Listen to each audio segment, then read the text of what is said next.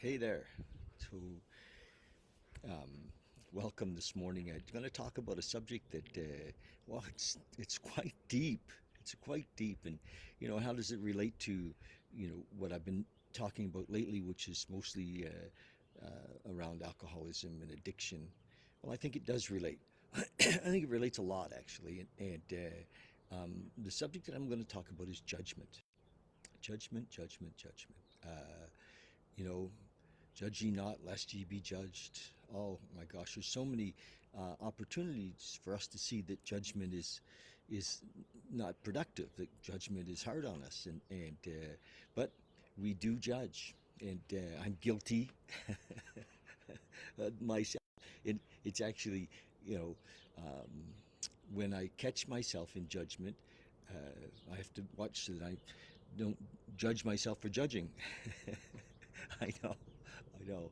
But one of the things when we become aware around judgment, uh, we start to recognize that we've been doing it, or that um, we stop doing things like gossiping, right?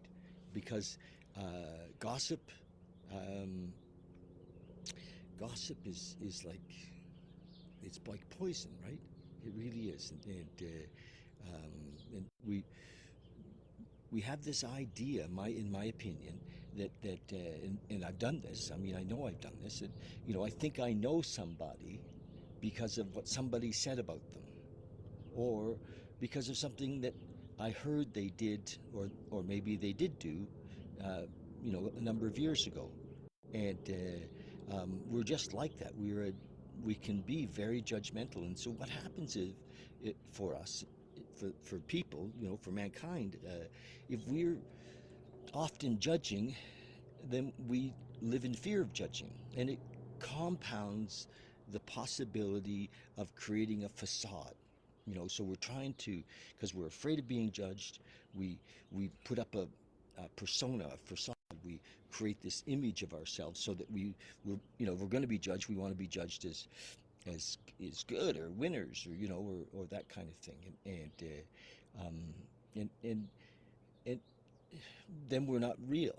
And when we're not real, we're not present. We're not present. We're not connected to the source or the higher power, and so we're separated. And and so much of it comes out of judgment. And um, so, my thing is, if we could meet each other as if we don't know each other, without judgment, and it takes some practice. It actually takes, for me, I have to pray about it. I have to say, help me not to be in judgment. Judgment makes me fearful of people sometimes too, because I've judged them as that they're going to hurt me in some way. And there's just so much mess around judgment. So does it, hey Bruce, hey Ivy, does do you get it? I mean, just think about it. It's a topic, look at it. It's something to look at and say, okay, when am I in judgment? When am I, it's so easy to, have somebody come and say, well, do you know so and so? Yeah. And what do you think? Well, this is what I heard. And then, then it becomes a story. We're talking about somebody, we're perpetuating an idea about them. So watch that stuff. Just don't do it. Just because it doesn't lift anybody up. So judgment keeps us small, keeps us frightened. That's my story about judgment. And if you're ever with me, and I get caught in it, or you see me gossiping, gosh, tell me. Or if you're with your friends and they're gossiping, say, stop that. You know, because we literally crucify people. Uh, for something that they may or may not have done, or maybe they did do, and but they were caught in a, everybody deserves more, more chances and more whatever. Just be aware. That's all. You want to live free. We have to be conscious. We have to be aware. You know, where we've made up our mind about people. This guy's not good, or that boy, that woman is, can't trust her. Just watch that, okay? That's all. It's just it's a watch for. If we want to be free, we have to live, um, if we want to live in unconditional love, what does unconditional love look like? I mean, we can't just be delivered there. Well, we can be, but we have to practice it as well. And what does practicing unconditional love look like? Well, it doesn't include judgment. I mean, it's there. We have it, but let's be conscious of it. That's all. Just a conversation. If you're an addict or an alcoholic, you know exactly what I'm talking about, right? You know exactly what I'm talking about because, we've judged ourselves so harshly and others, and we want to be free, baby, and free is exactly that. One more thing about judgment is it makes our life so small. We get it just fear drives us into a smaller space, and and so we can't live in our full potential. All right, I've said enough. Just watch where you know uh, in believing even somebody else's judgment can rob us of such opportunities, such potential. You know, not trusting our intuition. Yeah. Okay, I'm going to read like I do every day here from the 24-hour day book, and that helps. That helps. To be, even more honest, I had a situation this morning where I felt that had happened, and then I was on the receiving side of that. I did, and it took me a couple of minutes. It hurt. Oh, it really did. It was like, it hurt, and of course, I don't know that it's true. I made it up, but even me making it up that I had been judged or gossiped about hurt. It's like, oh my gosh, and it took me a minute or two, or a few minutes to pause, and to just relax and say, okay, maybe that did happen, and if it did, what of it? Just love them, just send love back, and so if you're ever in a position and you feel like you've been gossiped about, or just remember that we've all done that, and to send love, and that's exactly what I did. I said, okay, wow, thank you, and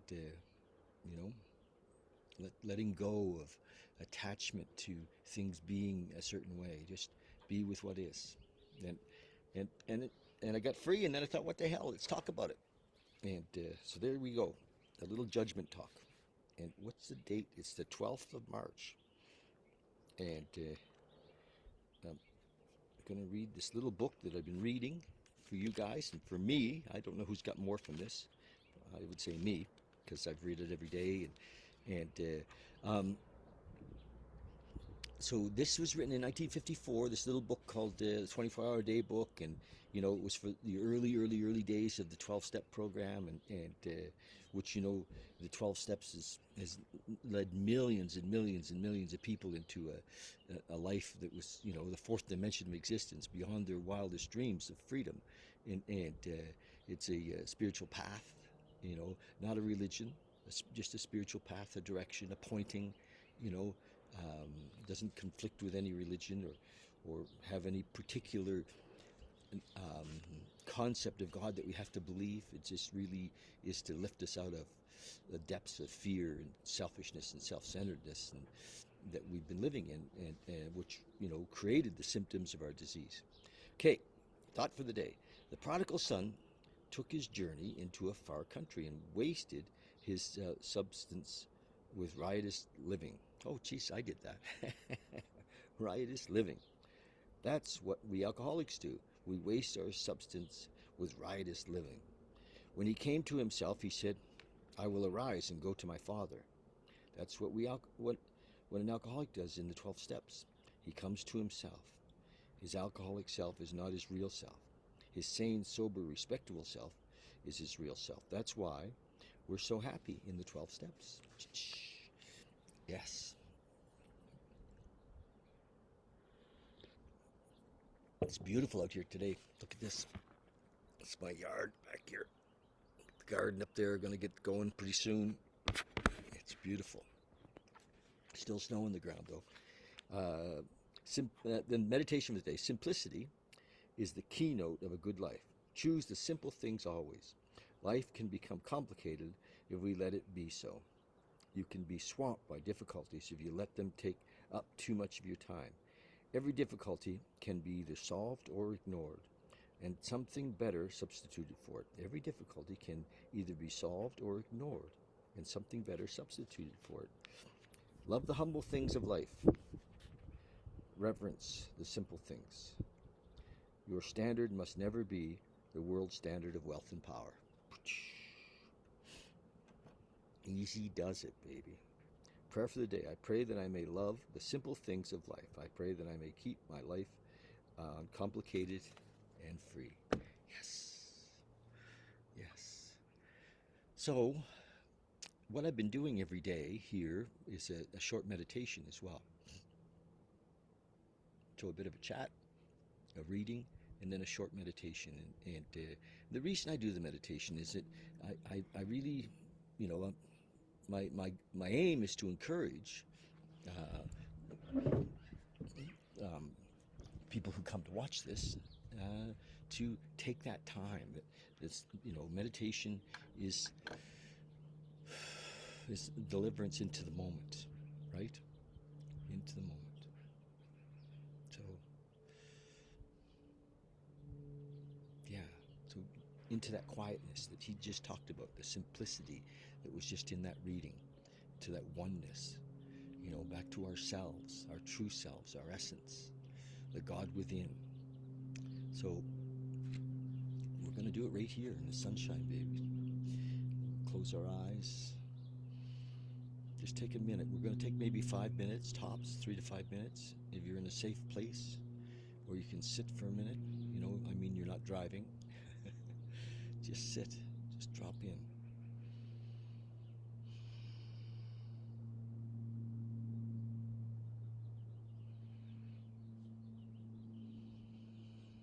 Just, if there's sounds around like there are for me right now, the birds are singing and talking to each other.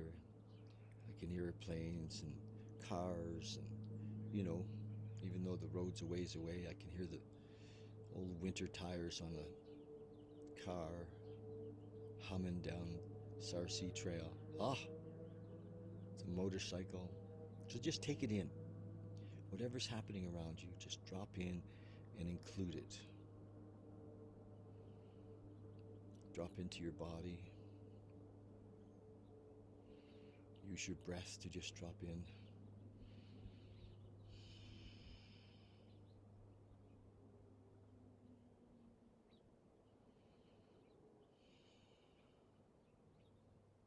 Just be here now.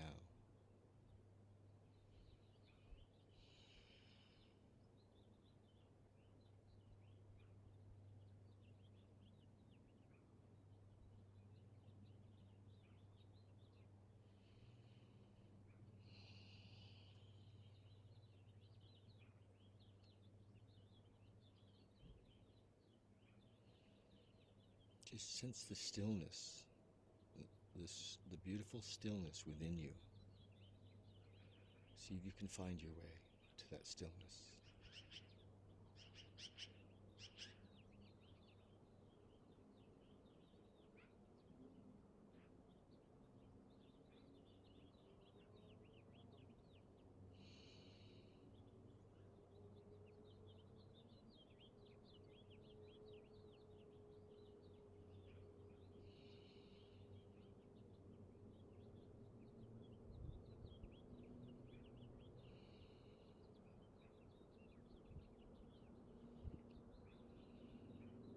Just sit still.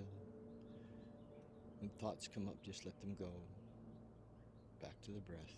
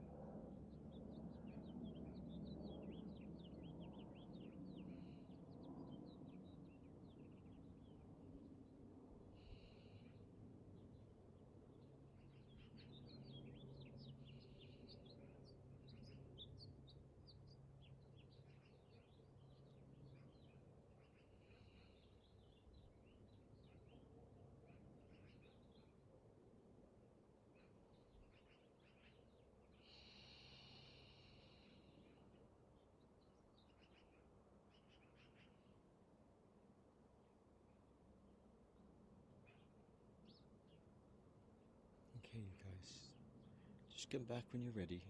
No rush. Or just stay where you are. Stay in that space. So my whole purpose is to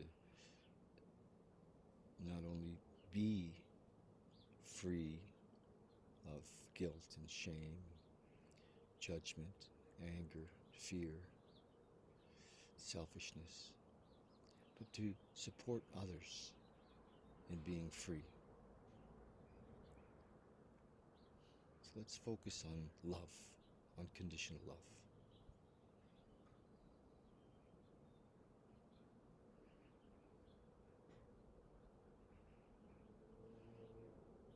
And be aware of when we're caught in those other things so we can bring love into them. When we're experiencing guilt or shame, bring love. Experiencing fear or anger, bring love into the moment. Be present, bring love. We're being selfish, bring love into each moment. It takes, a bit of focus, but it's all possible. We can live free. Okay, love you guys. Thank you.